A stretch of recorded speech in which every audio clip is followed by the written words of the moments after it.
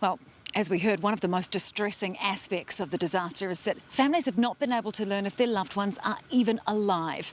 At lunchtime, more than 400 cell phone towers were still out of action. And as political editor Jenna Lynch reports from Gisborne, the Prime Minister isn't rolling out forcing regulations on telcos to ensure we can still connect in a disaster. A region in ruins. At Te Karaka, the river burst its banks. All the residents went up the hill and waited the night out up there. From little babies to grandparents, the Prime Minister checking in on a community. It's pretty grim.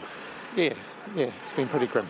On the outskirts of the region, everywhere you look, the catastrophe whacks you in the guts. A community cut off. Clearly communications remains a really big challenge here. People aren't able to connect with each other, and so there's a lot of nervousness and a lot of, all the feelings that come from being isolated. Here in the middle of Gisborne, it's abnormally normal. People are out and about, they just can't get out or any information in. I want to acknowledge that one of the real pressure points at the moment is that people are just finding it really difficult to communicate with each other. All communications this far have been saved for essentials, emergency comms, flights, health, getting payroll through, until today, a Starlink mini satellite set up for the public. All of these people have come down to here and crowding on this veranda around those 4 little cones because inside is a Starlink, and it's the first opportunity that they've had to connect with the outside world, to connect with their friends and whānau and see if they're okay. It's a little bit like, hope they're all right. The first contact, such a relief. Just to hear that ping.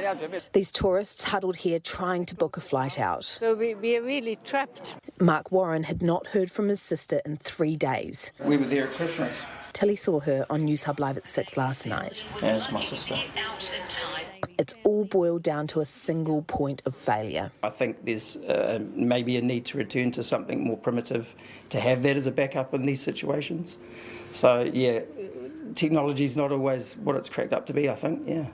Our telecommunications infrastructure sending regions back into the dark ages. As of midday, 436 cell sites belonging to our 3 telcos remained offline. Everybody's sort of, trying to find out, are family and friends safe. We need to make sure we've got basic levels of connectivity as quickly as we can after a natural disaster. But that's not the case, and it won't be for some time. No one can say when these regions will be back online. It's purely around getting power to the sites to run them. And that's the thing with telecommunications. We don't operate in isolation. We're utterly reliant on having electricity supply to keep these things operational.